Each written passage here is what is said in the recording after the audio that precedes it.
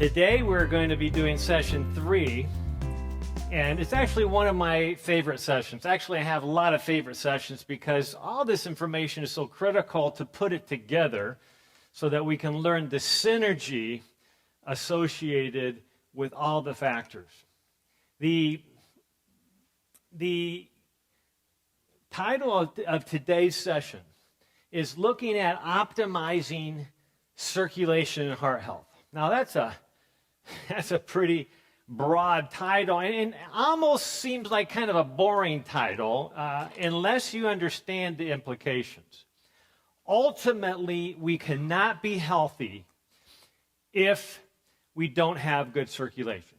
In fact, it's been said that in order to be healthy, one must first have a healthy circulation. And that involves every single organ system of the body. That organ system will not be healthy if we don't first have good blood circulating to that area. And so first and foremost, we must make sure that we're taking care of our circulatory system, which is initiated by the pump of the body. What's the most important pump of the body? It's the heart. Now, one of the great values of exercise is that when we exercise, we put into motion a much larger pump. Every single muscle of our body has the capacity to assist the heart in pumping blood back to the heart. See, if everything's backlogged, the heart not only has to pump blood to the tissues, but then it has to push it back up to the heart. And so that's a tremendous load on the heart unless we are actively exercising. Now, one of the big issues that affects circulation is inflammation. Whenever I use the term inflammation, I frequently kind of get a stare and says, what do you mean inflammation? Where? Where's the inflammation? It's everywhere. That's the problem with inflammation, is that it's systemic. It goes everywhere.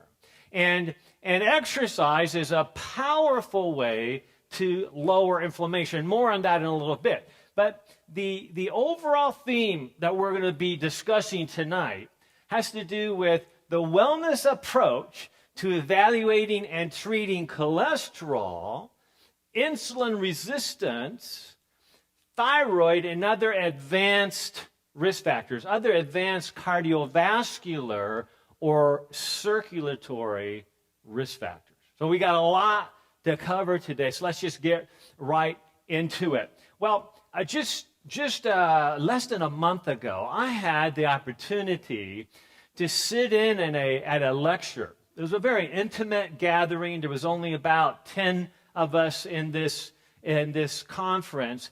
And Dr. Paul Zitka, who's a physician and a PhD researcher, he's a director of the Florida Lipid Institute. He's a lipidologist, which means that he is an expert, a specialist in helping other doctors get their patients' cholesterol and lipid values under control. It was a fascinating opportunity. I actually got to quiz him or ask him questions for about 2 hours. I learned a lot. In fact, I'm not making this up. A student on the left, professor and maestro on the right. Dr. Paul, I learned a lot from him recently because sometimes we spend decades with certain ideas and concepts, and actually those concepts may have been disproven 20 years ago. Like the year after we learned it, it could have been disproven. So that's why it's critical that we try to keep up to date. And the main theme that I want you to understand is what Dr. Paul Zitka mentioned just a few weeks ago. He said 60% of patients having heart attacks have completely normal lipid profiles. Their cholesterol's normal, their triglyceride blood fats are normal, their good cholesterol, HDL, is normal, their LDL, quote, bad cholesterol is normal. In other words, as he put it, you're better off flipping a coin to decide whether you're at risk of a heart attack than just doing a traditional lipid profile. Now, don't misunderstand me. I think a traditional lipid profile is very valuable. It can give us a lot of information. But we have to recognize that it picks up only 40% of the risk that we have for a heart attack or stroke. In fact, a lipid profile is not FDA approved to pick up risk for a stroke at all. It's primarily for heart attacks. And so we need to go beyond that to establish what our risk is. Now, there's the main issue, and I use this analogy many places. When we're talking about diabetes, it seems that as I work with individuals who've had diabetes for a long time, it's very clear that the management focus of their diabetes has become so all-consuming in the medical visit that everything is about controlling blood sugar. Now, fortunately, there are standards that say basically everybody with diabetes needs to be carefully monitored for their lipids, their cholesterol value, their triglycerides, etc. They need to be carefully monitored for their blood pressure and managed. In fact, it's been said, one physician who was the managing partner of a large medical group I worked with, he said, in order to properly treat diabetes, that person has to be on at least 7 different prescription medicines, most of them related to high blood pressure.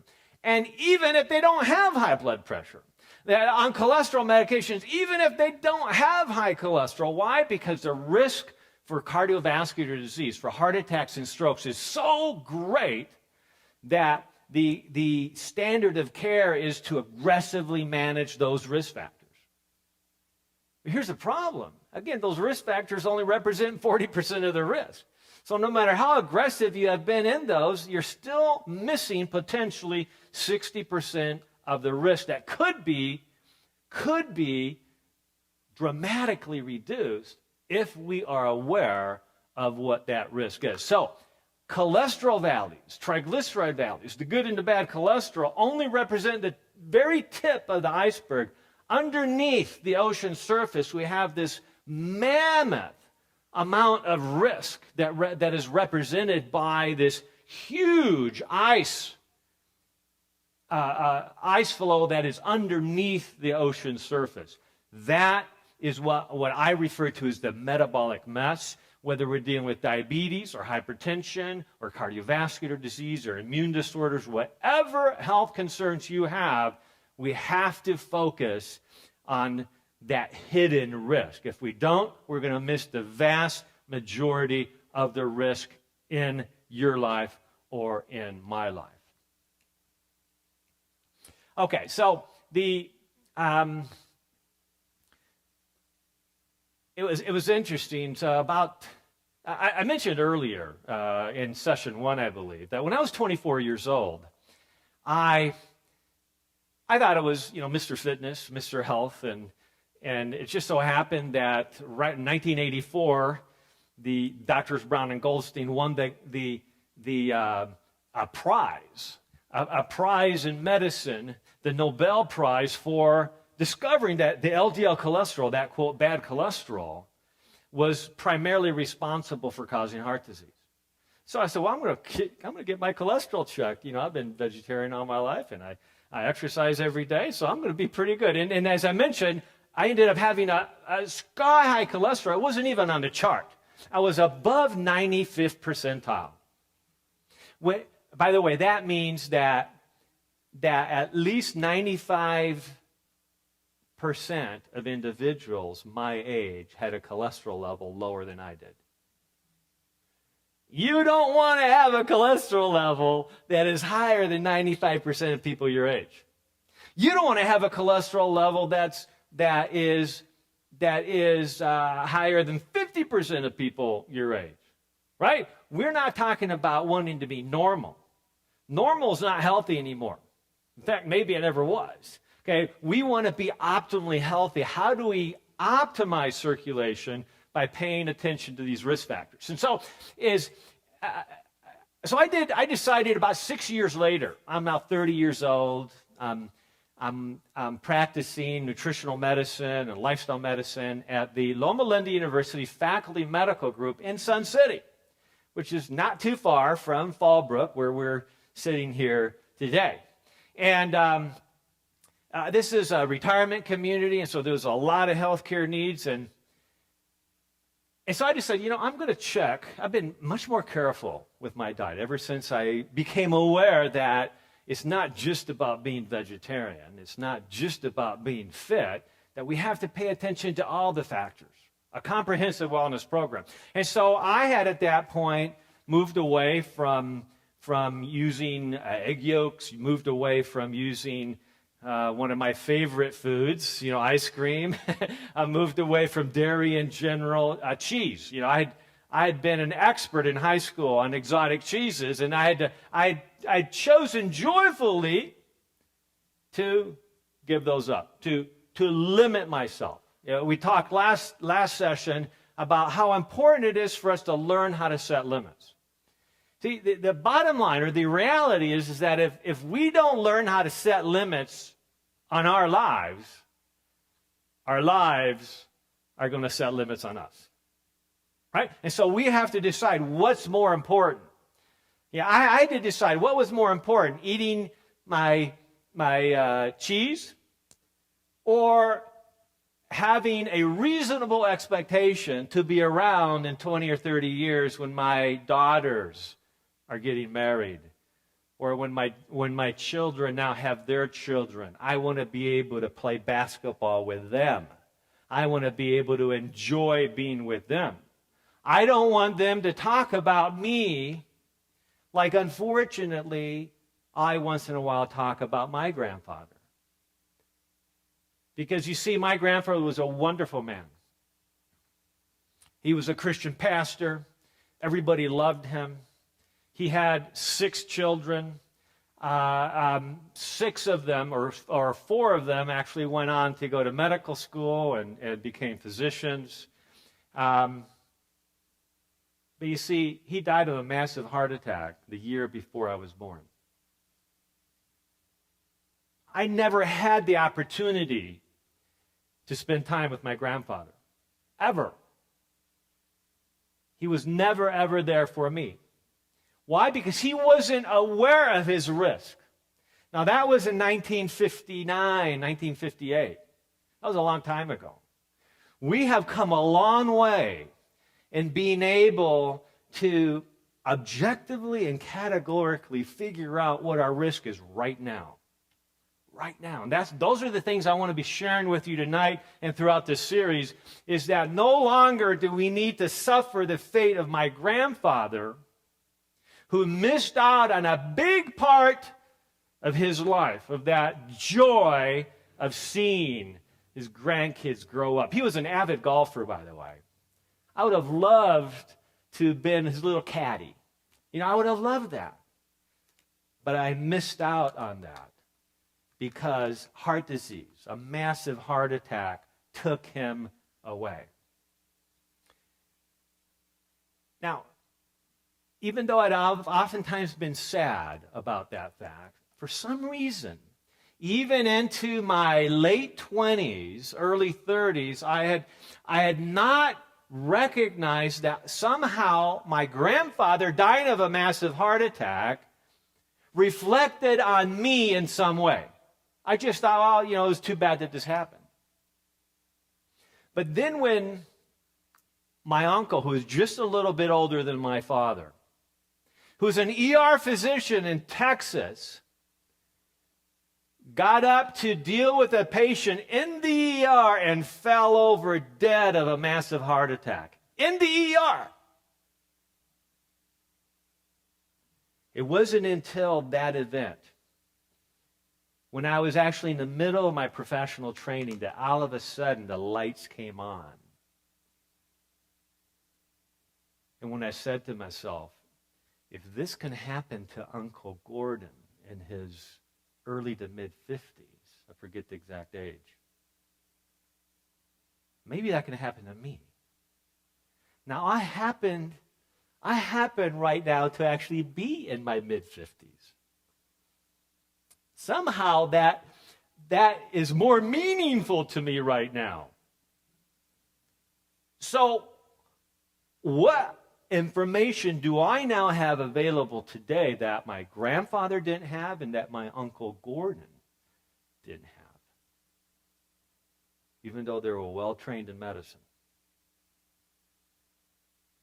We've come a long way. And so I decided to do this little project on myself. I said, I've come a long way in the last 6 years. I'm helping so many people reverse heart disease, improve their diabetes, do so many things. So what would happen? My cholesterol typically still ran a little bit higher than I thought it should.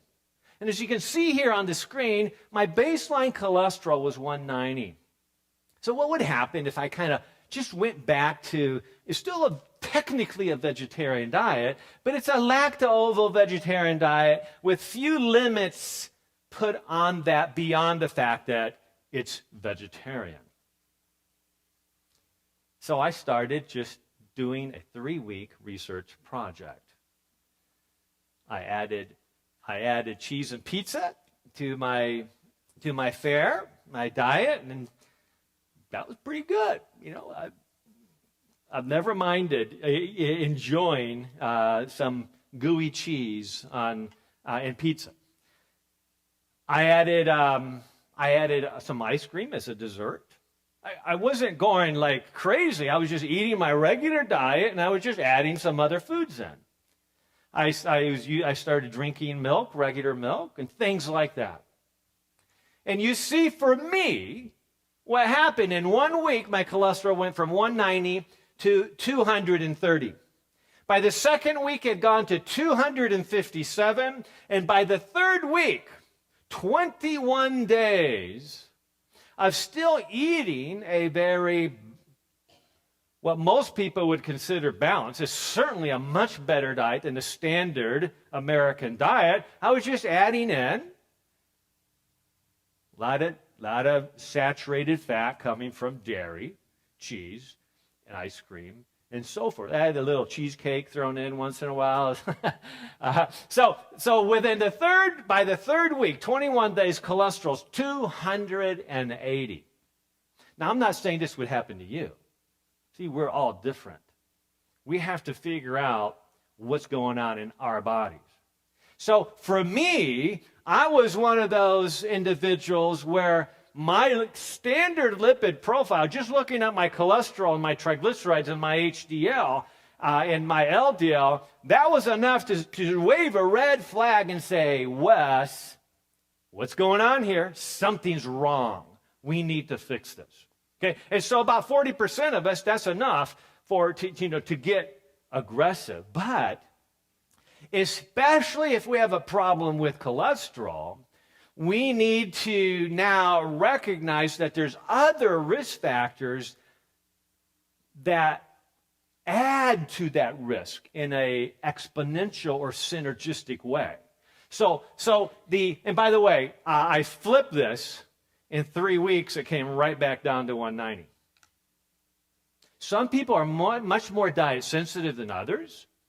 And sometimes this diet sensitivity suggests that there may be a greater risk for vascular dementia or even Alzheimer's. And we'll get back to that in a minute. Okay, so, but one thing I discovered early in my clinical work was that the HDL cholesterol, this healthy cholesterol, we call it the garbage truck. Some refer to it as a tow truck. This good cholesterol will hook onto the bad cholesterol, the plaque-causing cholesterol, the cholesterol that is literally now toxic. It's been exposed to free radicals and oxidizing agents and literally toxins in the body. And because of that exposure, it in itself is now toxic and causes heart disease, causes plaque buildup. And so this tow truck, the HDL, will hook up to it and take it back to the liver, make sure that the liver then processes that and gets rid of it. We mentioned briefly in session 2 that unless you're on a high natural fiber diet, all the work that HDL tow truck or garbage truck has done to get it out of your arteries and take it to the liver goes to waste, because it will get reabsorbed right back in your bloodstream unless you have fiber in your gut. See, the liver dumps it into the gallbladder. The gallbladder then at mealtime dumps it into the small intestine as the food is leaving the stomach and going into the small intestine. It is at that point, if there was abundant fiber in that meal, that fiber will literally grab a hold of that toxic cholesterol that was dumped by that HDL tow truck and never let go. It'll hold on to it, and it'll be eliminated with your next bowel movement. If you don't have adequate fiber in every meal, you're missing the opportunity to get rid of that toxic cholesterol, and you're missing the opportunity to decrease the stress, the inflammatory stress on every organ system in the body, on the brain, the heart, the kidneys, the eyes, everything. Okay, so now what's really interesting, though, about HDL cholesterol, and we call it the HDL paradox. It's been said that on average, if every 1% that you increase the HDL, good cholesterol, you lower your risk of cardiovascular or coronary heart disease by 2 to 3%. So in other words, the higher the good cholesterol, the better, right? Well, that's where statistics kind of get in the way of truth. It's technically true, but it's not necessarily something that applies to you or me. For instance, do you know what happened to me immediately after or while I was eating all that gooey pizza and ice cream for dessert and occasional cheesecake? More saturated fat in my diet. My HDL, my good cholesterol, doubled. I shared that with a cardiologist friend of mine that I worked with at the faculty medical group in Sun City. And what he said to me kind of stunned me a little. He says, "Oh, see, I told you butter was good for you." And he was one of those guys that you could never read. Like, is he joking or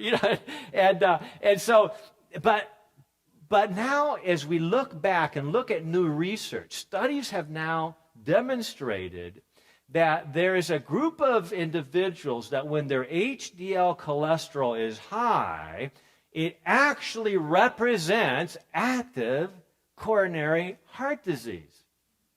Cardiovascular atherosclerosis is more active. Another way to look at this is that just having a high HDL, which means you have a whole bunch of tow trucks, a lot more garbage trucks trying to reverse that, take that cholesterol from the artery and take it back to the liver. But what does that tell you? If you have to have lots of garbage trucks and lots of tow trucks, what does that mean? That means you have lots of dysfunctional vehicles on the road that need to be moved away. That means there's a lot of accidents, there's a lot of stalls, which means that traffic is going to be crazy and congested. That's a problem. Another way to understand this is the analogy of having an infection and your body responding to that infection with a fever. Is a fever a good thing? Well, none of us like to have a fever because it doesn't feel good. It doesn't feel good, right? But what would happen to us if we didn't have a fever while we had an infection? Our immune system would not be mobilized nearly to the point that it could be, which means we could die from that simple infection simply because the body wasn't able to mobilize an aggressive inflammatory response against that virus or bacteria or whatever it is. So to have a fever is a good thing as long as you're managing it. and it eventually does its job. The problem with a chronically elevated HDL might suggest that you're chronically toxic and chronically inflamed,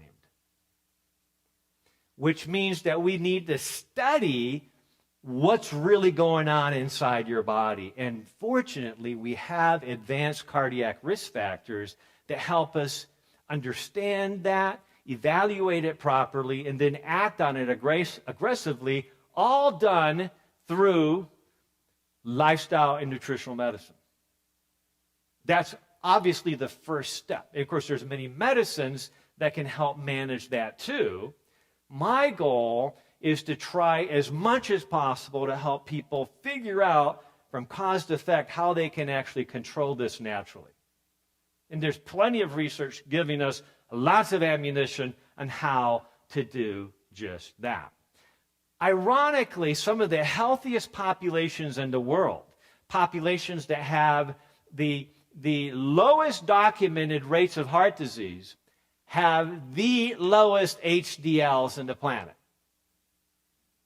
Certain Japanese populations, the Tarahumara Indians in southern Mexico, well known for very low cardiovascular risk factors, have HDL levels that by American standards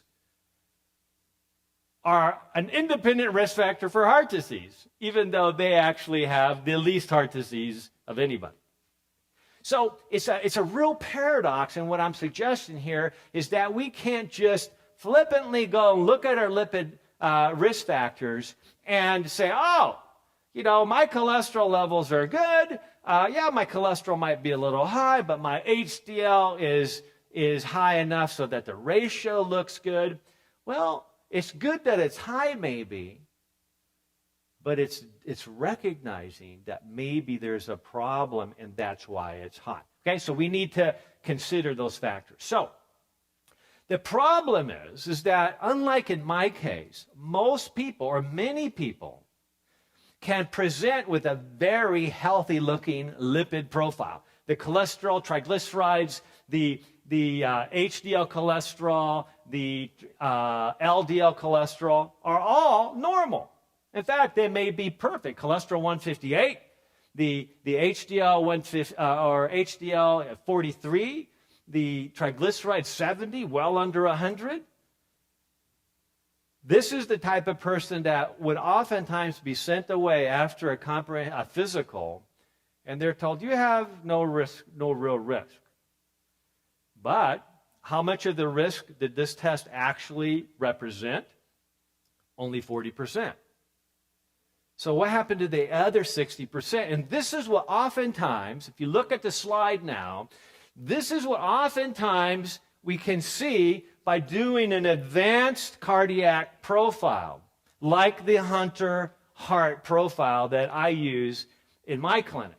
And so the first item is the LP, or lipoprotein PLA2, phospholipase A2, which is commonly referred to in the lipidology community as the Plaque Test. Why? Because it actually measures whether or not you have active plaque in your artery walls. So in other words, no longer do we need to have an invasive procedure to see whether we have plaque in arteries. Now, that can be done under certain situations. But this test, the Plaque Test, the PLA2 test, actually shows us whether there's acute inflammation in the vascular bed, in the inner lining of the artery wall, which means that white blood cells are being attracted, are infiltrating into that inner wall of the artery, and as they do so, these white blood cells literally start chewing up this toxic LDL cholesterol that has been oxidized, it has been basically turned rancid, it has been attacked by free radicals, and because of the lack of adequate antioxidants in the diet, because of the lack of certain vitamins and minerals and nutrients and fiber and other foods, whole foods that are loaded with the antioxidant chemicals, the lack of those nutrients leads to toxicity in the cholesterol, and now the white blood cells are trying to engulf them and chew them up. They literally engulf them and digest them.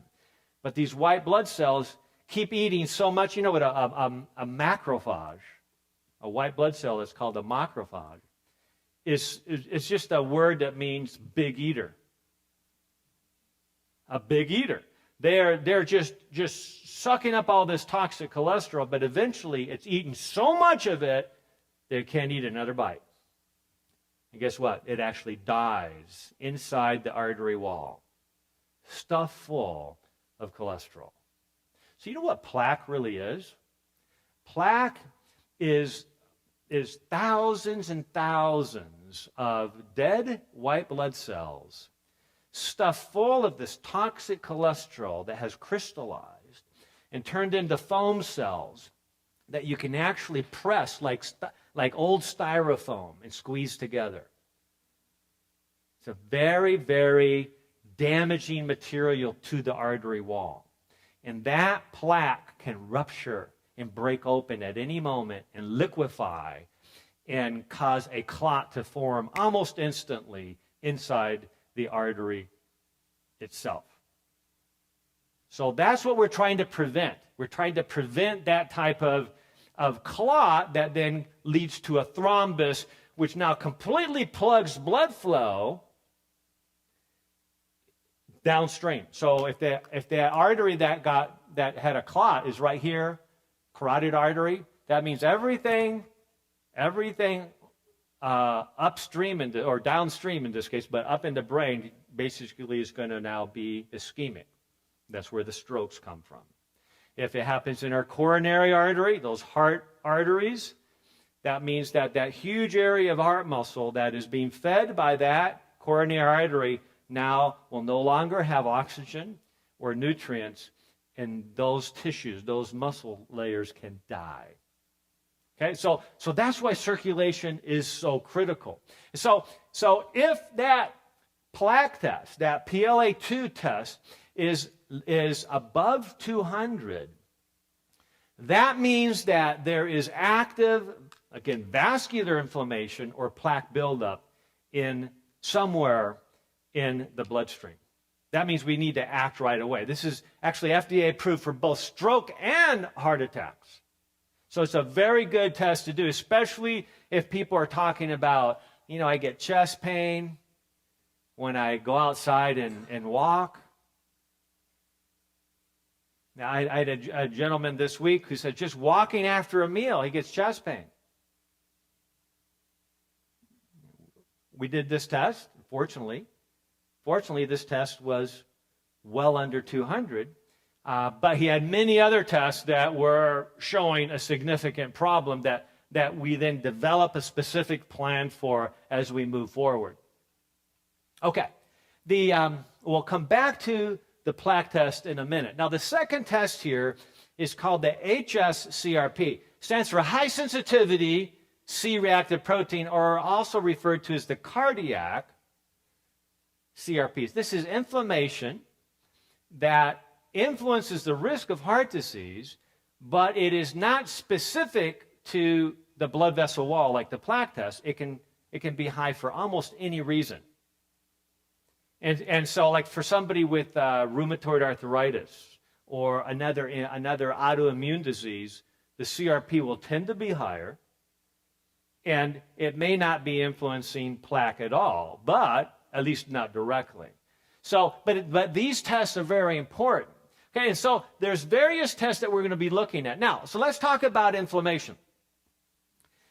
Even 15 years ago, Time magazine came out with a cover issue saying the secret killer, and it said a surprising link between inflammation and heart attacks, cancer, Alzheimer's, and other diseases, and what you can do to fight it. Wow, that was pretty proactive. That was over 15 years ago. And unfortunately, we're still trying to incorporate these concepts into typical clinical practice because almost everything is still just focusing on blood pressure, cholesterol, when those things don't represent the majority of the risk. The Dr. Paul Reicke, a prominent cardiologist out of Harvard, actually did a study showing that as your cardiac CRP, measure of inflammation, gradually increases, it dramatically increases your risk of having a heart attack or a stroke. And so what he did is he divided it into what they call quintiles. Or basically, they divide the risk into 5 separate groups, equal groups, and so they showed that those who had the lowest risk of having a subsequent heart attack had a CRP level, a measure of inflammation, that was less than 0.6. Now, an optimal level is actually less than 0.35. So the lower the inflammation, the better, and that's a test that I believe everybody should have, because that test is twice as predictive of having a cardiovascular event compared to a standard cholesterol test. Okay, so now if your level, once your level reaches a 2.0, that means that 60%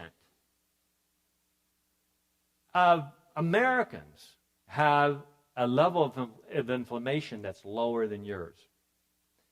Okay, and so that's the 4th quintile. So if your level reaches 2.0 or a little higher, that means that already the vast majority of Americans are doing better than you are. And once again, we do not ever want to be in a position where the majority of individuals within America have a lower risk than we do, because the average risk is far too high.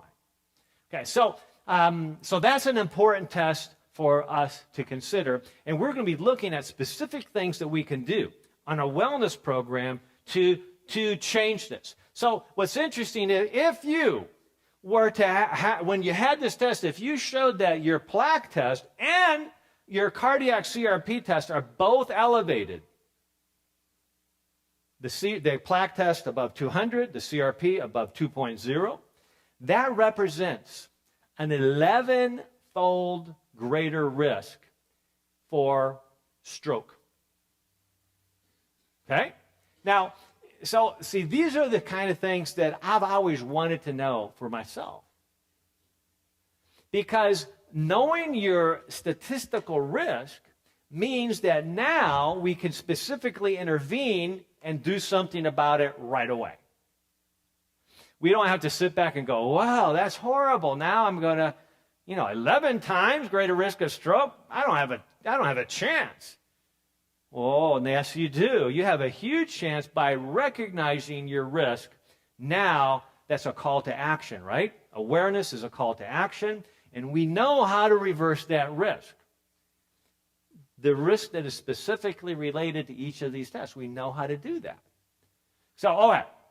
Now, I had an opportunity, about 20 years ago now. Is that right? Yeah, to meet Dr. James Bernard. This was 1991, I believe. I was president of the Loma Linda University School of Public Health Alumni Association, which meant that I got to pick the speakers for the conference. That's pretty much all that really meant. But I took advantage of that. I brought in Dr. James Bernard from UCLA School of Medicine, who had worked intimately with Mr. Pritikin, that engineer that figured out for himself how to reverse heart disease, when 2 of the most prominent cardiologists in Los Angeles told him, Mr. Pritikin, there's nothing that we can do for you. And he said, are you serious? You guys, you went to school for how many years? 20 years? Just to tell me that you can't fix me? Oh, well, Mr. Pritikin, you got to understand. You had 90+% occlusion in multiple blood vessels of the heart. And this has been demonstrated for decades as completely irreversible. It can't be fixed. Never tell an engineer that you can't fix something. Because engineers know anything is fixable. If you put enough time into it, enough money into it, they can figure out how to fix that problem. And so he said, okay, you're obviously not interested in fixing me, so I'm going to figure it out myself. He spent 20 plus hours every week at UCLA library looking at the research relating to heart disease reversibility. And yeah, he couldn't find much research on humans, but he found tons of research on animals. All kinds of studies have shown you could reverse heart disease in animals. Now, he was intelligent and astute enough to know that even though humans are not animals, that the circulation and the risk factors for heart disease are essentially the same. And so he started applying the knowledge he gained by the medical research that had been in the files for decades. And within weeks, he had reversed his unstable angina, no more chest pain. And within a few months, all his risk factors had come back to normal, and he was fully functional. When he passed away some over 2 decades later, he told his cardiologist friend, says, I want you to be at my autopsy. And I want you to write an editorial and print it in a medical journal showing what happened to my heart over the last 20 years. He had reversed his heart disease. Okay? He was told that at his death, or he wasn't told, we were told, that at his death, that Mr. Pritikin had the arteries of a teenager, not those occluded arteries of a man who's given just weeks to live, but ended up living decades longer. So Dr. James Bernard, who had worked intimately with Mr. Pritikin, he did an interesting study. Published in 2004, this study was in a group of women and for just 3 weeks in a comprehensive wellness program where they didn't just exercise, they didn't just eat an optimal plant-based diet. They did everything that was prudent to be part of a healing program. And in just 3 weeks, Dr. Bernard was able to document that their level of inflammation in their blood, their cardiac Hscrp, dropped 40%. It just plummeted. Far more than if they'd gone on the medications that lower inflammation. Far more than if they'd gone on the statin medications that lower cholesterol and lower inflammation about 30%. See, so when we apply the comprehensive approach, you get comprehensive, dramatic transformation.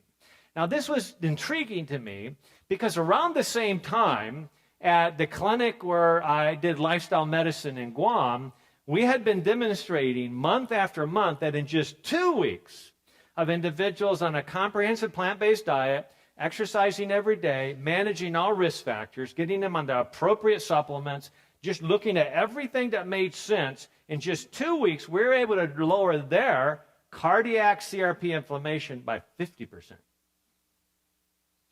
Now, Dr. Paul Ridker, who's the cardiologist who first came up with this test from Harvard, he had published a study showing that even people with normal cholesterol values, but who had high inflammation, were at high risk of heart disease. And so there was about 18,000 people in this study that was supposed to go 4 or 5 years.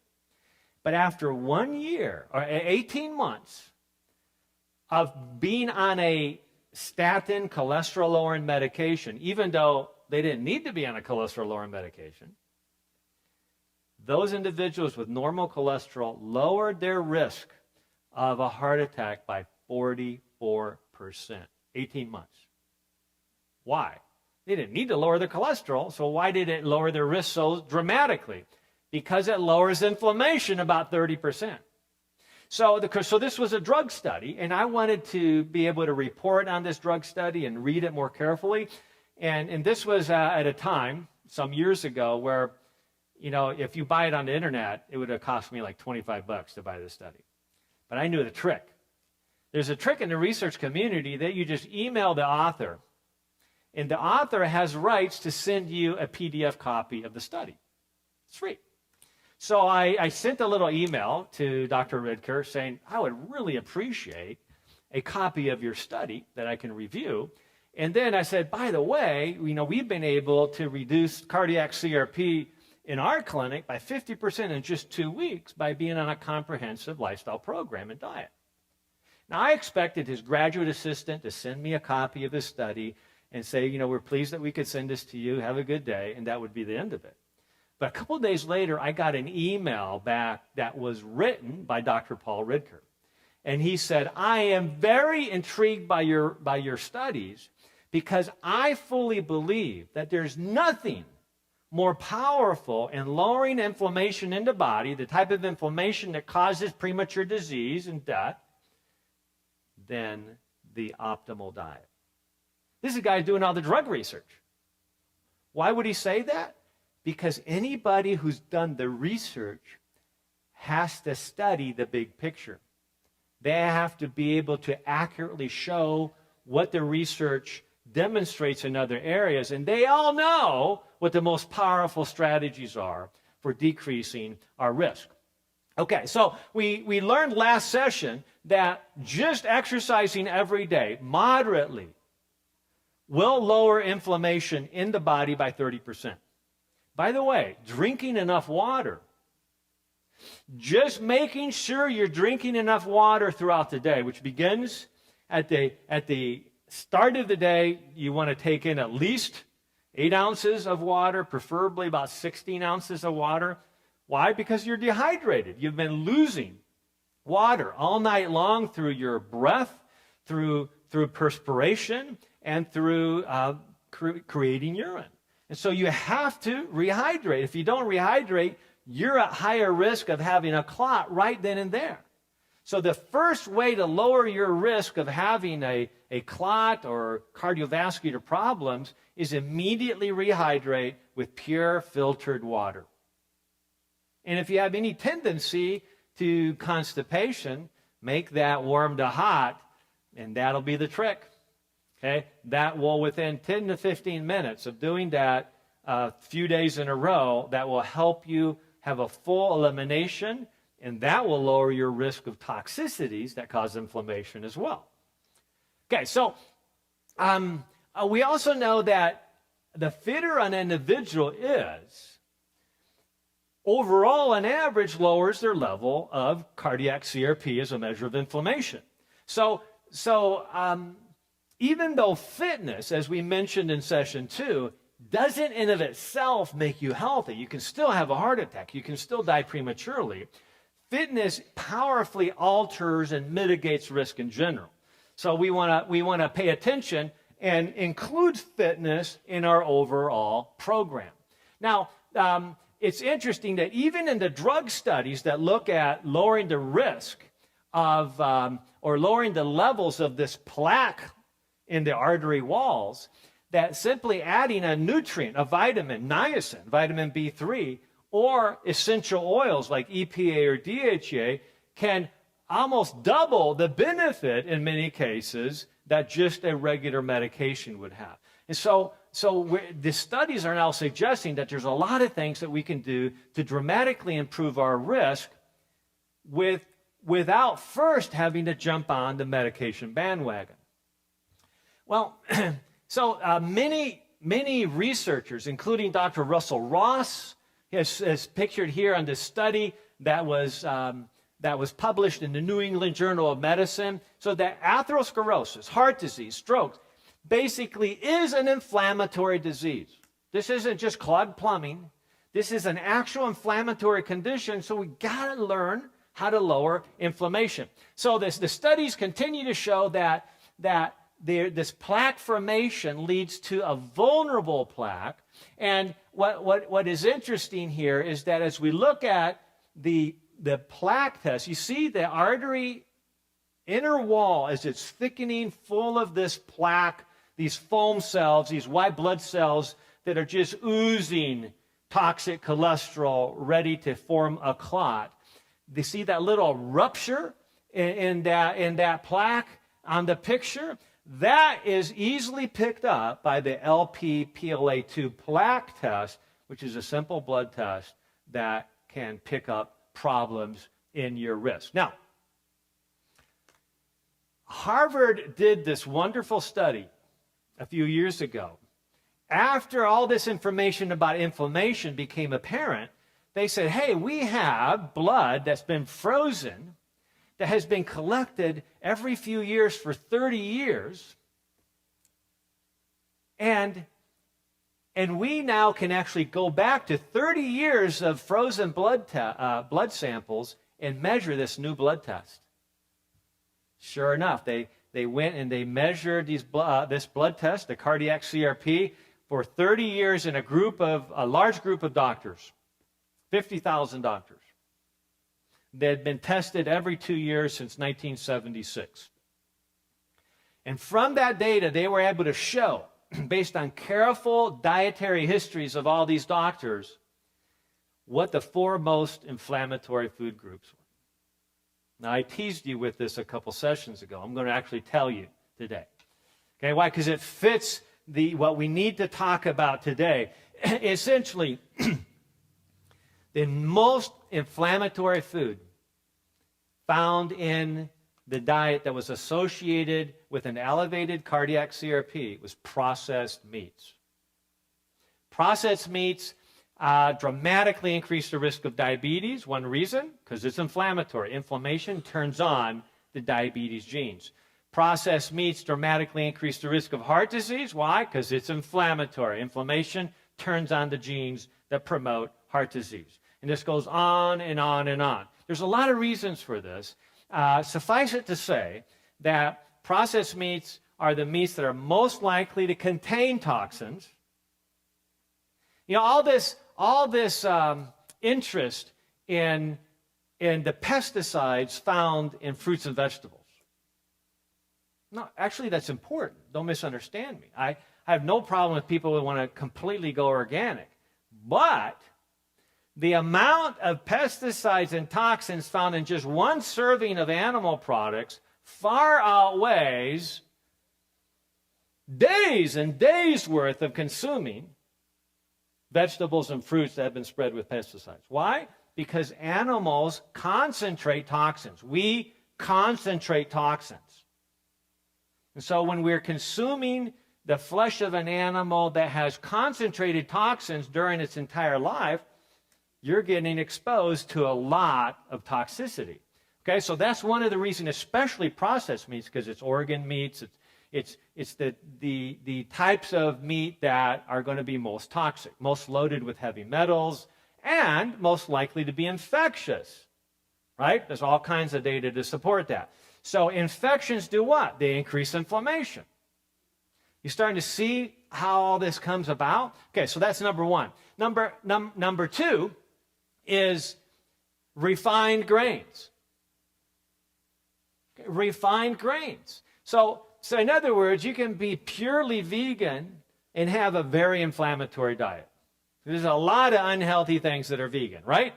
Okay, so the focus here isn't whether you're vegan or vegetarian or paleo. The focus is what's the healthiest diet? What does the science show? Okay, and so they basically were wanting to focus on first-class foods primarily. Foods that are known to improve health. Plant-based whole foods are the first thing that we should make sure we're getting plenty of. Third food is, we would all guess this. Sweets, sodas, pastries, cakes, things that we have to be careful and limit, right? We have to know how to limit those things because what? They're very inflammatory. They're very refined. That's a no-brainer. But the fourth one, that's a tougher one. The fourth category of foods isn't actually even a food at all. It's diet sodas. Diet soda. So you say, well, how can a diet soda, something that has no caloric value whatsoever, actually cause inflammation? Well, arsenic and lead and mercury and pesticides and all kinds of toxins have no caloric value whatsoever. They certainly cause inflammation. They certainly cause neurotoxicity. And a new study just was just presented at the American College of Cardiology meetings. In fact, I have it here with me. I just saw this in the last few days, and it was very intriguing to me because in this study, they were actually looking at a subset of individuals that had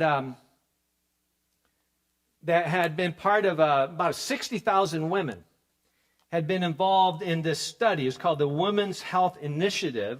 And Dr.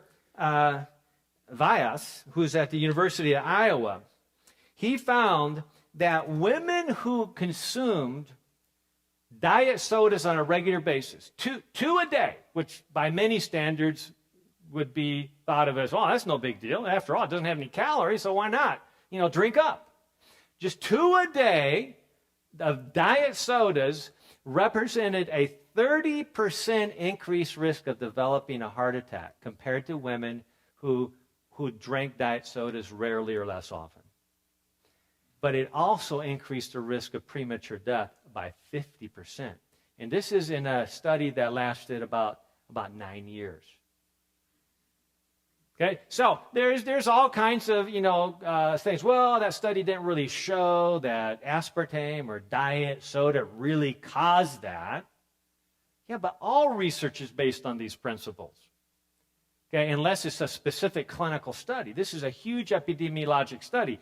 But then what we got to do is step back, and we need to look at what does the vast array of research support in general. And whether you're talking about weight loss, we know that people who drink diet sodas on a regular basis are much more likely to gain weight, even compared to people who drink regular sodas. And that's baffling because regular sodas are loaded with calories, but diet soda has no calories. Inflammation is the big issue, not calories. I'm not saying calories aren't important.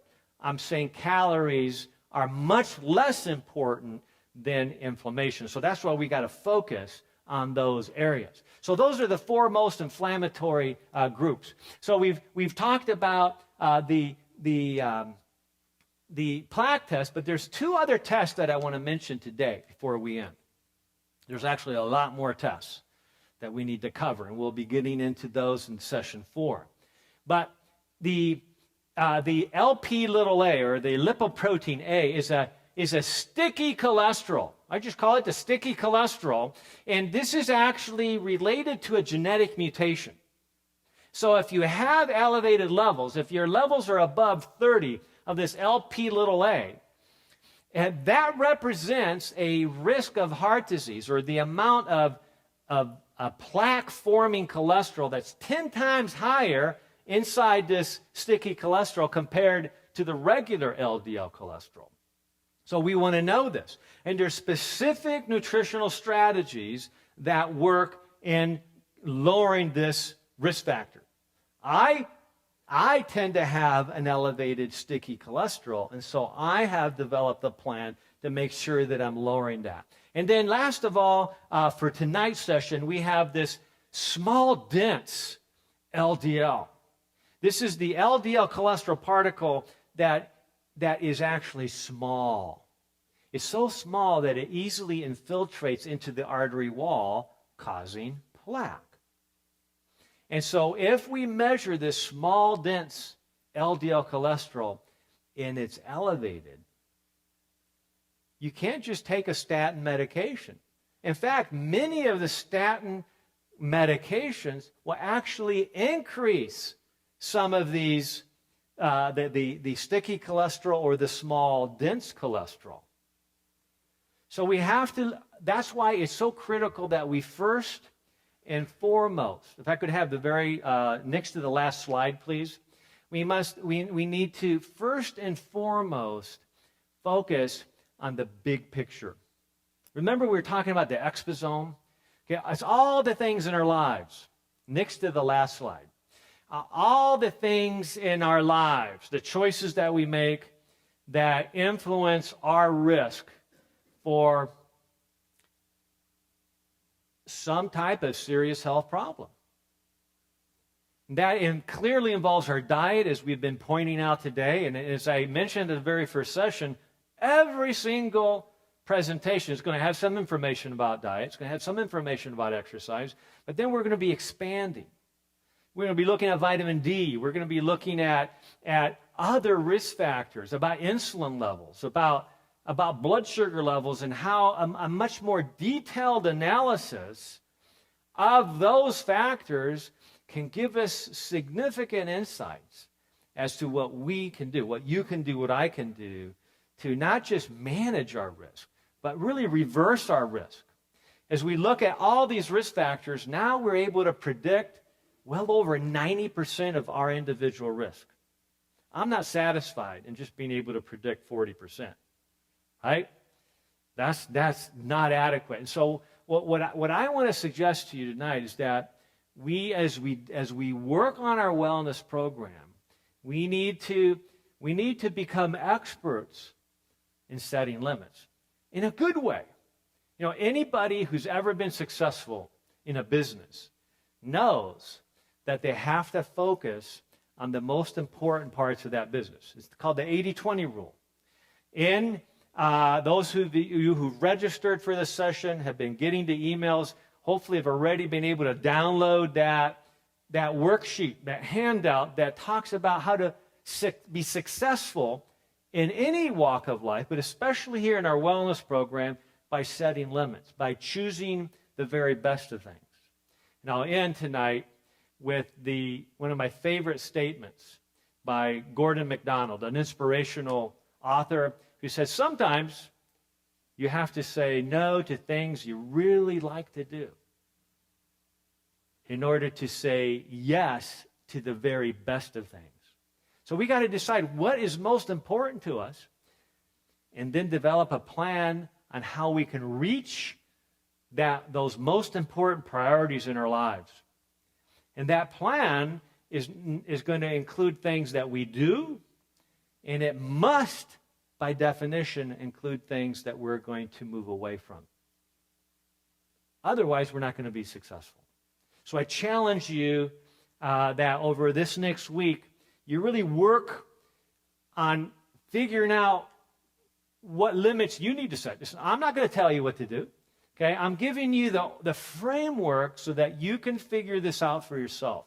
Remember, you are the chairman or the chairwoman of the board of your personal health. Nobody else can do that for you. Thank you.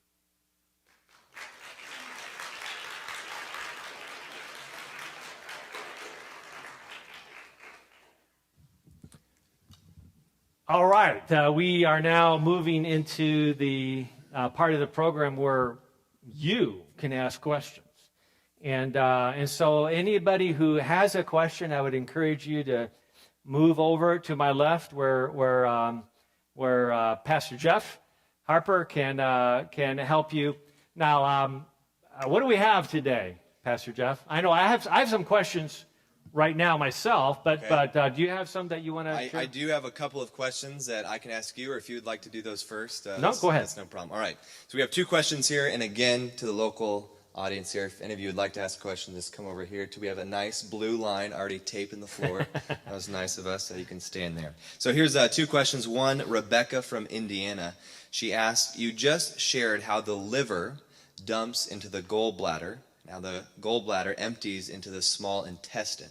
How is a person's system compromised, or is it, if the gallbladder has been removed? I saw that one coming. Are there specific precautions that must be taken in this situation? Okay, I'm looking at a couple of people right here in the audience that could answer that question really well.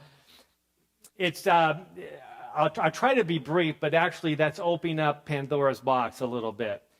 The bottom line is that if you don't have a gallbladder, you can't store bile. And so that means that the bile, as it being released by the liver, is just drip, drip, drip, drip, leaking into the small intestine, going into the large intestine, irritating the tissues in the large intestine. And that's where it becomes critically important that we are on a first-class diet, a diet that we will be getting into much more detail as we go through this series. If you're reading the book Goodbye Diabetes, read chapters 11 and 12, talking about the first-class diet that outline that in detail. It's a diet that will give you around 45 grams of fiber a day or more. It's that fiber in each meal that then will mop up that excess bile that's irritating the colon wall and prevent it from being more irritating and toxic. In the body, irritation means toxicity. It's bad for the body. Now, there's another part of that question that is really critical, and that is if you don't have a gallbladder, your entire digestion and therefore your health in general is compromised. Now, that's my opinion. I've seen that so many times clinically. I would love to do extensive research on a large body of people, and with the main difference being you have a gallbladder or you don't, and track them over 15 to 20 years. And I would bet that not having a gallbladder will dramatically increase the risk for many, many conditions. So that is why if you don't have a gallbladder, then you need to provide something to the body during digestion that supplies what the gallbladder normally would. And so there's a whole strategy in how to do that. It's discussed in some detail in the chapter Optimizing Digestion in the book Goodbye Diabetes. Thank you so much, Dr. Youngberg. Francis here from our local audience has a question. Hello, Dr. Youngberg. Thank you for being here and making yourself available. Clearly, meats that are grass-fed and free-range chickens and free-range turkeys, etc., are better than processed meats. Would you still discourage people not to eat those meats or reduce it, or what's your opinion about that? So what about the whole paleo movement, which is focusing on organic, grass-fed meats, as opposed to what we learned earlier about how horrible those processed meats in particular are? Well, obviously there's going to be, depending on who you ask, you're going to get a lot of different opinions on that. My view on this is that consuming organic meats in moderate amounts is actually a healthier diet than a vegetarian diet that focuses largely on refined products and is not focusing on whole, unprocessed, plant-based foods. Okay? Now, I know I made a lot of enemies by just saying that, but truth is truth. I want to be honest with my conviction about what I see in the literature. Now, that doesn't mean that the optimal diet includes organic or grass-fed meats. I did not say that. Okay? I do not believe that. Okay? What I do believe is that if somebody is insisting on eating a vegetarian diet that largely consumes of many refined products, they would probably be healthier if they shifted to getting rid of all the refined products and adding a little bit of organic meats, if they could certify that meat is disease-free. And that's the challenging one right there. That's, how do you do that? Now, obviously, if an animal has been raised in an environment where it's been exposed to, a healthy environment, right? It's not been exposed to pesticides. It hasn't been pumped full of hormones. It hasn't been given antibiotics day after day to cause it to grow faster so that you have more meat for slaughter. If you have an animal that is raised in a more traditional, healthy environment, of course it's going to be a healthy animal, and of course it's going to be less likely to be riddled with cancer and other disease. But in today's environment, I'm not sure I want to take that risk because disease is so rampant everywhere. And so I personally believe that the healthiest diet is a diet that is focusing on whole, unprocessed foods, and we will be getting into what constitutes second-class foods, third-class foods, and so forth. Personally, I choose to consume a diet that is mostly vegan, that is mostly first class, whole plant-based. And I try to limit my temptation to go the route that I did on that research study, because I know what would happen to me if I succumb to that temptation on a regular basis. Thank you, Dr. Youngberg. We have a question here from Mike from Michigan. And Mike asks, I was trained for a marathon and just completed a 20-mile run. The next day, I got my blood drawn for the Hscrp. It came back high. Could that have been because of the training? Absolutely. I know how you feel, Mike. I've been there. I remember when I was training for my first marathon, 1986, very first LA marathon. And a bunch of my roommates from Loma Linda University, we decided, hey, we're just gonna run from Loma Linda to Yucaipa early on a Saturday morning, eat breakfast at Dr. Hildebrandt's house, right? Mrs. Hildebrandt, you remember that? Okay, and then we'll drive down the hill and go to church. Woo! Was that like asking a lot? So at the beginning of that 15-mile uphill run, it was just a little downpour, which it felt great, but our shoes got wet. What's that mean? Shoes got heavy. And about mile 13, all uphill, we all just conked out. And I remember talking to Brent Hildebrandt, who was my running partner at the time, and he's now a family physician in Michigan. And I kept saying, now, what's your mom having for breakfast again? I was so famished. And we were thirsty. And so we finally got there, and we felt so bad that church never happened, number one. And the rest of the afternoon was basically on the couch, comatose. So a hard run, 15, 20 miles, especially as you're training for an event, is actually a major injury on the body. And so, number one, you have to be ready for it. You have to have built up to it, or you're breaking down. You're breaking down. And so, we should actually wait about 2 weeks after a vigorous endurance event, just like San Diego just had their big Ironman. They would want to wait a couple of weeks before they test the measure of inflammation in the body, which goes to show that even a good activity places us at some risk. So we have to be careful in weighing that. Great question, Mike. Thank you, Dr. Youngberg. We have a question from our local audience here from Jack. So, Jack, thank you. Hi, Dr. Youngberg. Hey, Jack. I had an incident this last year in July where I had to go to the hospital, and after a lot of testing and everything, they discovered that I had an aneurysm. And I'm just wondering, can you, by better diet, what you've talked about tonight, can those be prevented, or will they happen no matter what?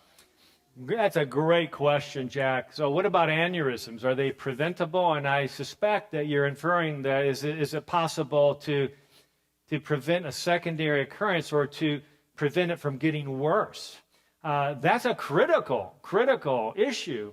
And so bottom line is that aneurysms, like other injuries to the blood vessel wall, relate to inflammation, any irritation that causes strain on that vessel wall that eventually causes that wall to become weak and balloon out. It's just like as some of you may remember as children, you didn't have money to put a new tire on your bike, and pretty soon you see that inner tube kind of ballooning out where that tire was worn thin, and you kind of just rode the bike a little bit too long that way, and pretty soon, and you might have taken a tumble. Well, if that is essentially an aneurysm.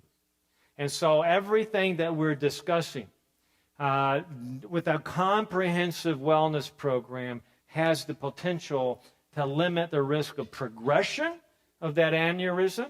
Obviously, you want to have good medical evaluation. You want to have careful medical attention. and sometimes those aneurysms can be surgically corrected. And I would absolutely, if I had an aneurysm, I would be looking at all my options while I'm also limiting my risk broadly by paying attention to the factors that we're discussing. Thank you, Dr. Youngberg. How about we go with some of the questions you mentioned that you Okay. We have talked at times about genetic testing. And here's an individual from the Gold Beach, Oregon, who was raised actually an important question. She was essentially saying, I'd like to do some genetic testing, but I'm concerned about the medical legal ramifications. If I find out I have some major mutation, will my insurance company dump me? Well, there are laws that health insurance companies cannot use that information against you. Unfortunately, there are not laws that say that the life insurance companies can't use that information against you. So if you're going to use life insurance, make sure you get that first, and then you do genetic testing. I feel that genetic testing is the wave of the future. It's the way to personalize care. It's the way to recognize what your greatest risk factors are now so that you can prepare for that eventuality and literally nutritionally bypass that risk to a large extent. The other question is that, will the insurance companies use this and send this on to government agencies, et cetera? You can actually bypass the insurance company altogether. I have many patients who choose to order our labs and just pay at an 80% discount rate through contracts so that it's just a transaction between the lab and the individual. There's no insurance company involved. That's what I do, frankly. But we also need to recognize that in today's society, if there's anything we've learned over the last months and years, is that nothing is actually private anymore. So if you're waiting for true security relative to your medical record, I fear that you're going to end up suffering all kinds of unnecessary risks because you want to know now. Okay? There's never going to be true security to your medical record, I don't believe. So I actually ignore that part now. I tell people, I tell anybody what my risks are. That helps motivate me to stay on track, helps me be accountable. So that would be my advice. By the way, I want to do a quick shout out to Richard in Michigan. He sent me an email, found out that I was interested in basketball. He says, hey, I'm 84 and I'm playing in the Senior Olympic Games every year.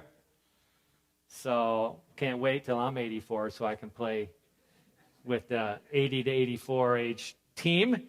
So something to look forward to, right, Pastor Jeff?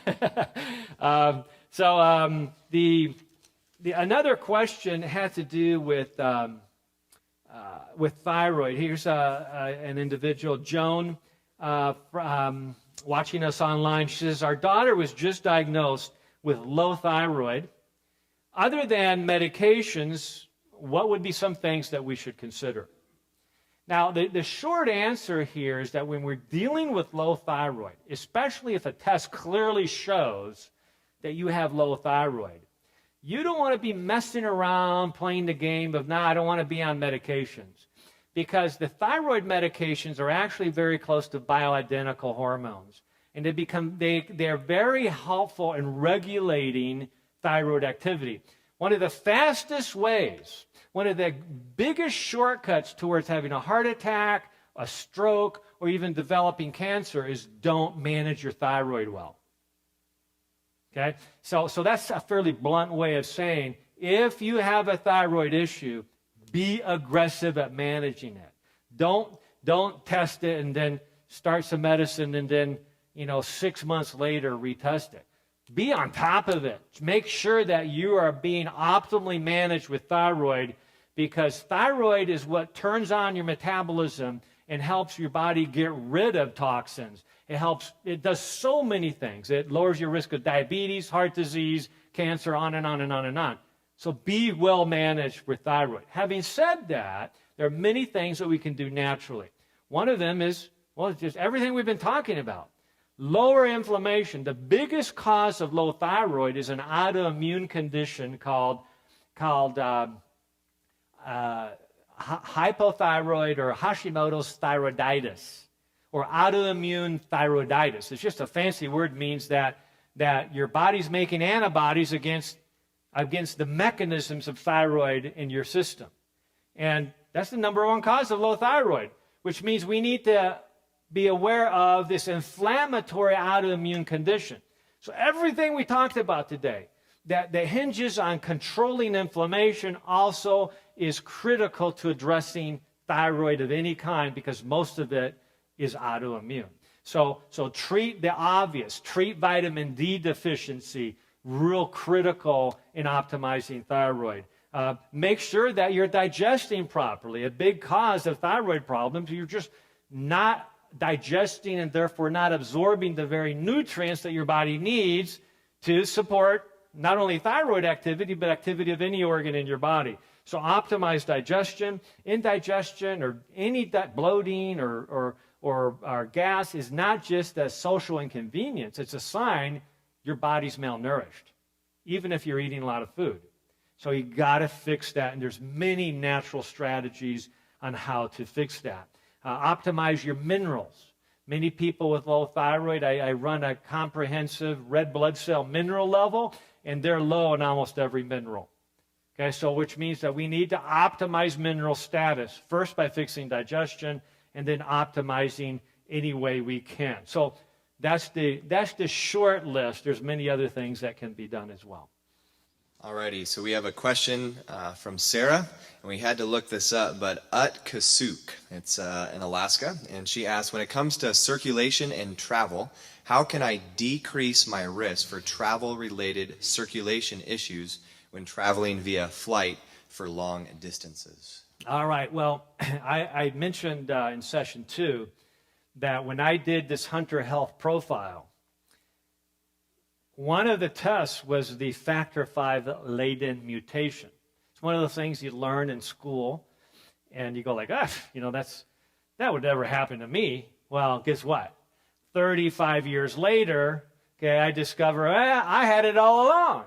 So I'm the 10 to 15% of the population that have this mutation that makes me up to 800% more likely to have a clot while I'm flying long distance. So if you're on a plane where you're sitting more than 5 or 6 hours, serious risk of clotting and therefore having a pulmonary embolism.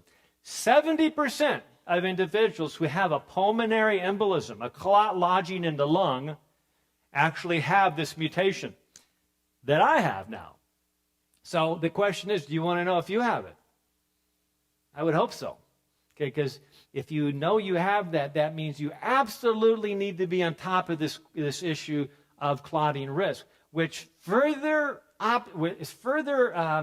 increases the motivation to stay focused on a comprehensive wellness program. Don't just exercise once a day, as valuable as that is. Stay active. Stay active on an hourly basis. I've just ordered a Jawbone Up, one of those bracelets, that it not only tells you how active you are during the day, how many calories you burn, etc., but it also reminds you after 60 minutes of inactivity. It'll buzz. You go, oh, I need to get up.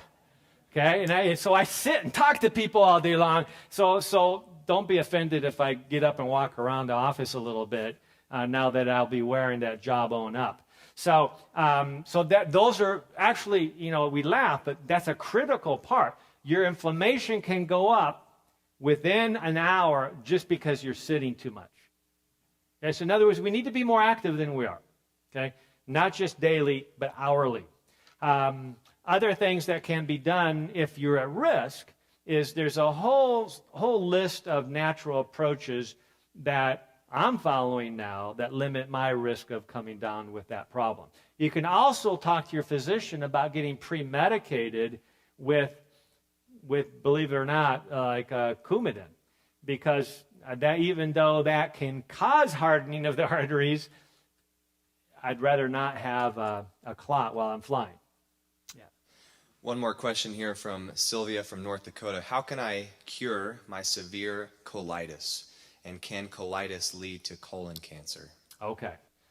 So colitis, any word that ends with itis means it's inflammation.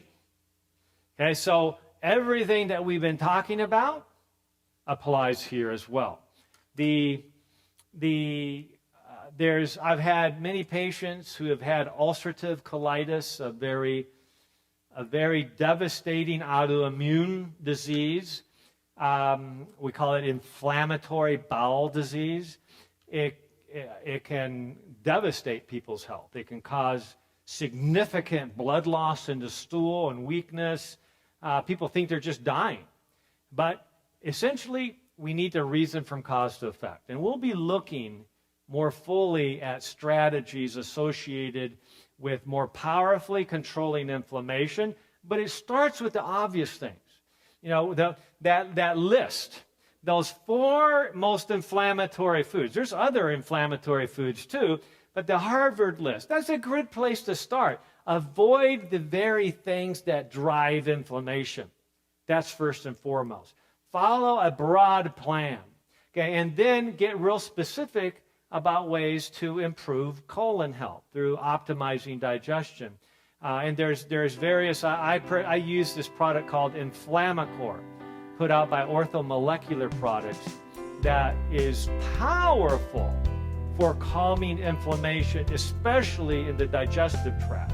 And so there's many strategies that need to be fine-tuned for the individual.